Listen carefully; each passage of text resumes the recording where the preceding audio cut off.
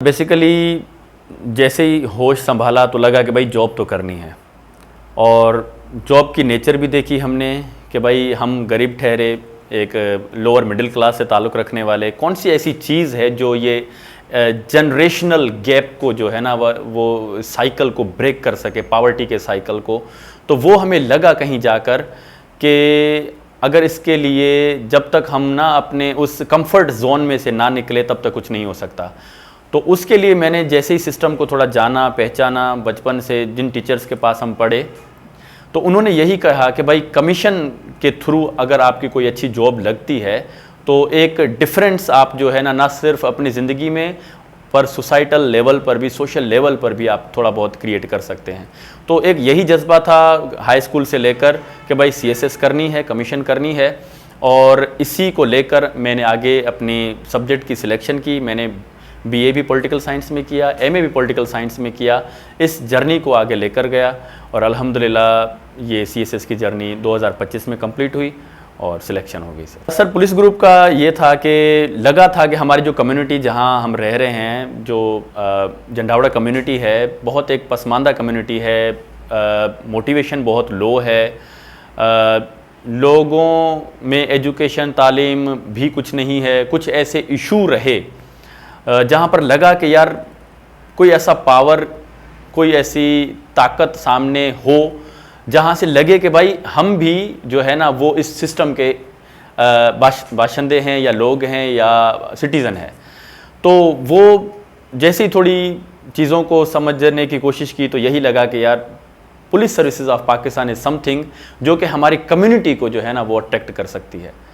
तो इसके बेसिस पर ही फिर थोड़ा बहुत आइडिया लिया। फिर अल्टीमेटली मैंने देखा तो आई थिंक ये चीज़ ऐसी है जो सोसाइटल लेवल पर भी एक क्राइम कंट्रोल में भी बहुत एक रोल अदा कर सकता है, हमारी कम्युनिटी को मोटिवेशन भी कर सकता है, बच्चों को अट्रैक्ट भी कर सकता है और एक जारी बात है जॉब कैडर के हवाले से भी बहुत अच्छी नेचर लगी इसकी। So this is why police service. I think ये एक मिसकंसेप्शन होगी कि भाई बड़े बड़े सेंटर से पढ़ा जा सकता है, बड़ी बड़ी मेंटरशिप लेनी चाहिए CSS जो बंदा करना चाहता है और दिन रात मेहनत करनी चाहिए।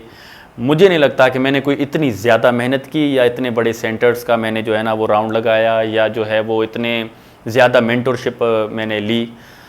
आजकल तो हमारे यहाँ सर AI मौजूद है, ChatGPT जैसी चीज़ें हैं, जेमिनाई है, क्लाउड है, बहुत से ऐसे प्लेटफॉर्म आ गए हैं जहाँ पर हमें क्या करना है। हमारे पास दो बहुत अच्छे रिसोर्सेज है जो बंदा कमीशन की तैयारी करना चाहते हैं।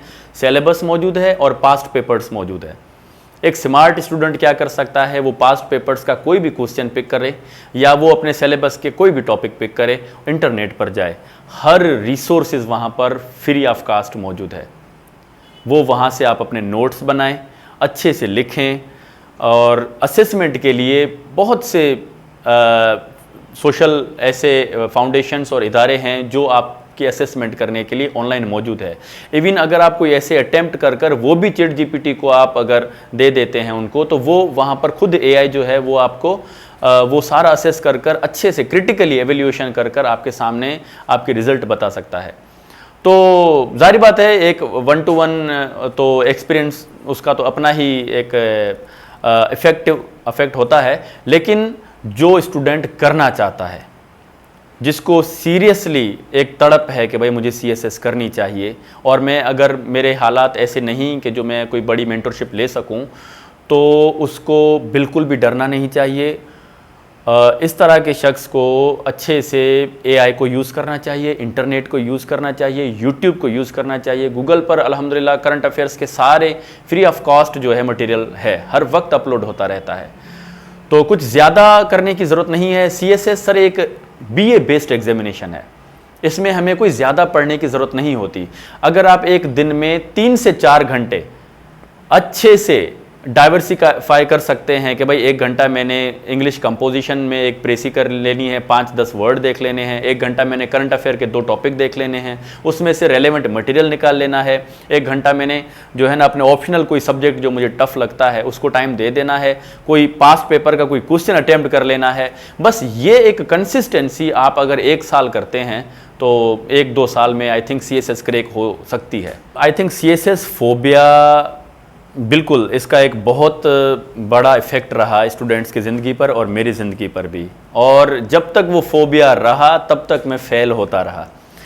स्टूडेंट्स को मैं यही बताऊंगा कि प्लीज़ सीएसएस को कभी भी इतना फ़ोबिया के सूरत में ना लेना। सीएसएस, हमारे एक टीचर कहते थे कि जो जितना ज़्यादा पढ़ेगा उसके फ़ेल होने के ज़्यादा चांसेस हैं। सीएसएस के आप अगर सिलेबस डाउनलोड कर एफपीएससी की वेबसाइट पर मौजूद है, अगर आप देखें ना तो 15 से 20 टॉपिक उन्होंने हर सब्जेक्ट के दिए हुए हैं। तो वो 15 से 20 टॉपिक के आप अच्छे से नोट्स बनाएं, लॉन्ग नोट्स बनाएं, शॉर्ट नोट्स बनाएं, उनको अच्छे से रिपीट करें। उन नोट्स से रिलेटेड ही पास्ट पेपर्स मौजूद है, देख लें, उनको सॉल्व करें। मेंटरशिप अच्छे से फ्रेंड्स हैं, काफ़ी एजुकेटेड हैं अभी तो माशाल्लाह, बहुत से ऑर्गेनाइजेशंस हैं, बहुत सी एकेडमीज़ हैं जहाँ पर अगर आप लेकर अपना अटेम्प्ट कर कोई क्वेश्चन आंसर जाते भी हैं तो वो अच्छे से असेस कर देते भी हैं। तो फोबिया को अगर आपने जहन पर हावी कर लिया तो डेफिनेटली सीएसएस नहीं कर पाएंगे। आपके अंदर एक बर्निंग डिज़ायर होनी चाहिए कि मैंने ये करनी है। जैसे मुझे एक दिन ऐसे ही बैठकर लगा था कि यार काश कि अगर मैं सीएसएस ना कर पाया तो क्या मैं ज़िंदगी गुजार सकूंगा। मतलब अगर इस लेवल की आपकी इमेजिनेशन हो सकती है कि सीएसएस के बगैर ज़िंदगी आप तस्वर भी ना कर पाए। हालांकि ये गलत बात है कि सीएसएस सब कुछ नहीं है। हमने पता नहीं सीएसएस को इतना ग्लैमराइज बनाया हुआ है कि भाई इसके बगैर तो ज़िंदगी कोई ज़िंदगी ही नहीं, तो ये गलत बात है। लेकिन एक जो बंदा इस साइड पर आना चाहता है उसको सीएसएस को लेकर बहुत सीरियस होना पड़ेगा, अपने टाइम मैनेजमेंट को लेकर, डिसिप्लिन को लेकर। अगर वो डिसिप्लिन नहीं है, अपने मकसद से सच्चा नहीं है, अगर वो रिसोर्सफुलनेस को प्रमोट नहीं करता, वो अगर हमेशा शिकायतें करता है, क्रिटिसिज्म पर ज़्यादा से ज़्यादा फोकस करता है, जैसे हर वक्त वो तो आपको सुननी पड़ती है, घर वालों से भी सुननी पड़ती है, फ्रेंड से भी सुननी पड़ती है। जैसे मुझे भी सुनना पड़ा कि भाई तेरे बाप ने भी सीएसएस की थी, वो भी प्राइमरी स्कूल टीचर था, तू भी जो है ना वो टीचर ही रहेगा। तो बहुत से ऐसे आपके सामने वक्त ऐसा टाइम आएगा जहाँ पर लोगों की क्रिटिसिज्म सुननी पड़ेगी। लेकिन आई थिंक मैंने पहले भी कहा था कि वो सब्र और शुक्र का मादा शायद वो आंसर यहीं पर ही काम आता है कि आपने जब जवाब में उनको कुछ भी नहीं कहना और आपने अपने मंजिल की तरफ चलते जाना है। और इंशाल्लाह कोई ना कोई ऐसी मंजिल ज़रूर आएगी जहाँ पर जाकर वो लोग खुद आपको हार पहनाने आएंगे, आपको जो है ना वो रिस्पेक्ट देने आएंगे। मुझसे भी ऐसे ही हुआ। कुछ महीनों पहले की ही बात है, हमारे रिश्तेदारों ने कोई घर के ऐसे झगड़े की वजह से हम पर एफआईआर करवाई थी। लेकिन जैसे ही मेरी रिज़ल्ट आई तो अभी कुछ महीने पहले ही उन्होंने मुझे अपने घर में दावत दी और सारे मसले मसाइल ख़त्म हो गए। तो लगता है कि इस तरह की सिचुएशन वो क्रिटिसिज्म करने वाले खुद ही आते हैं, आपको मुबारक देते हैं, आपसे वो अपना रिश्ता बढ़ाने की कोशिश करते हैं। तो आई थिंक इस चीज़ को एक स्टूडेंट्स को या नौजवानों को देखनी चाहिए।